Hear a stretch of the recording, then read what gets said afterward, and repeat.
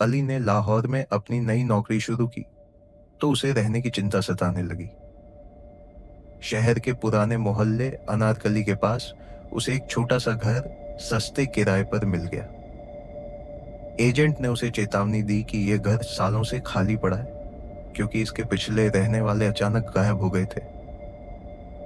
लोग कहते हैं कि यहाँ कुछ ठीक नहीं, एजेंट ने धीमी आवाज में कहा, लेकिन अली ने इसे गंभीरता से नहीं लिया।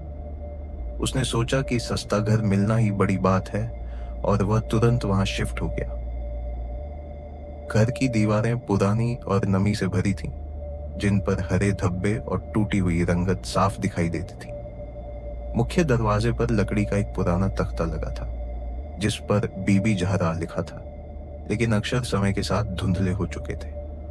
अंदर का नजारा और भी अजीब था। फर्नीचर पर धूल की मोटी परत जमी थी, छत से मकड़ियों के जाले लटक रहे थे और हवा में एक अजीब सी बदबू फैली हुई थी जो नाक में चुभती थी। बाहर एक छोटा सा आंगन था जहां एक सूखा हुआ अनार का पेड़ खड़ा था, जिसकी टहनियां हवा में सरसराहट पैदा कर रही थीं, जैसे कोई राज बता रही हो। पहली रात जब अली बिस्तर पर लेटा तो उसे लगा कि घर की दीवारों से कोई धीमी सी आवाज आ रही है, जैसे कोई नाखूनों से खरोंच रहा हो। उसने कान लगाए लेकिन आवाज रुक गई।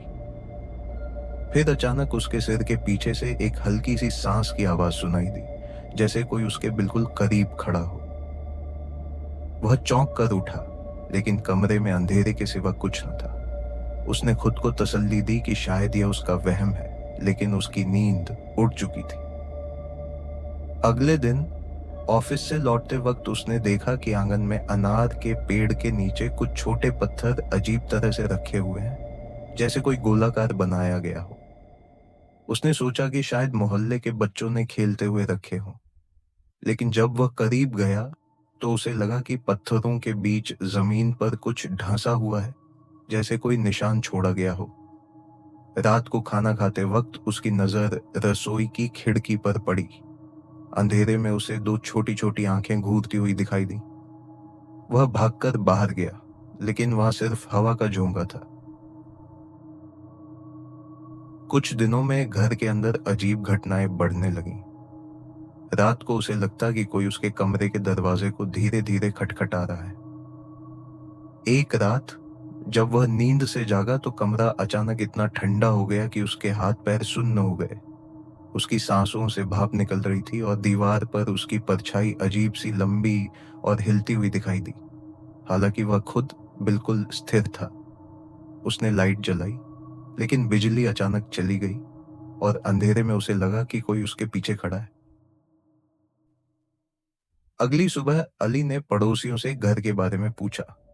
एक बूढ़ा आदमी जिसके हाथ कांप रहे थे बोला, यह बीबी जहरा का घर है। वह एक अकेली औरत थी जो अपने दो बच्चों के साथ यहाँ रहती थी। कहते हैं कि एक रात वे सब गायब हो गए। कोई कहता है कि वे भाग गए, कोई कहता है कि उन्हें जमीन निगल गई। उसके बाद से यह घर खाली है और रात को यहाँ से रोने और हंसने की आवाजें आती हैं। अली ने इसे अफवाह समझा, लेकिन उसके दिल में डर का बीज बो दिया गया। अगली रात उसे सपने में एक औरत दिखाई दी। उसका चेहरा पीला था, बाल बिखरे हुए और आंखों से आंसू बह रहे थे। वह धीमी कांपती आवाज में बोली, मेरे बच्चों को ढूंढो, वे यहाँ हैं। अली की आंख खुली तो उसके तकिए के पास एक छोटा सा पत्थर पड़ा था, वही जो उसने आंगन में देखा था। उसने उसे हाथ में लिया और अचानक उसके कानों में एक धीमी सी हंसी गूंजी। उसका दिल जोर जोर से धड़कने लगा और उसने पत्थर को दूर फेंक दिया। एक दिन जब वह घर के पुराने तहखाने में गया तो उसे दीवार के पीछे से कुछ खरोंचने की आवाज सुनाई दी। उसने हिम्मत करके दीवार को छुआ और उसे एक छोटा सा डिब्बा मिला जिसमें कुछ पुराने कपड़ों के टुकड़े, एक छोटी सी गुड़िया और एक फटी हुई तस्वीर थी। तस्वीर में एक औरत दो बच्चों के साथ खड़ी थी, लेकिन उनके चेहरे धुंधले थे। जब उसने गुड़िया को छुआ तो तहखाने की दीवारों से एक हल्की सी चीख गूंजी और उसे लगा कि कोई उसके कंधे पर हाथ रख रहा है। वह मुड़ा, लेकिन वहां कोई न था। रात को जब वह बिस्तर पर लेटा था, उसे लगा कि कोई उसके कमरे में टहल रहा है। उसने आंखें खोली तो कमरे के कोने में एक धुंधली सी आकृति खड़ी थी, जिसके हाथ में वही गुड़िया थी जो उसने तहखाने में देखी थी। उसकी आंखें खाली थीं और उसका चेहरा धीरे धीरे उसकी ओर बढ़ रहा था। अली ने चीखने की कोशिश की, लेकिन उसकी आवाज गले में अटक गई। अचानक लाइट झपकी और वह आकृति गायब हो गई।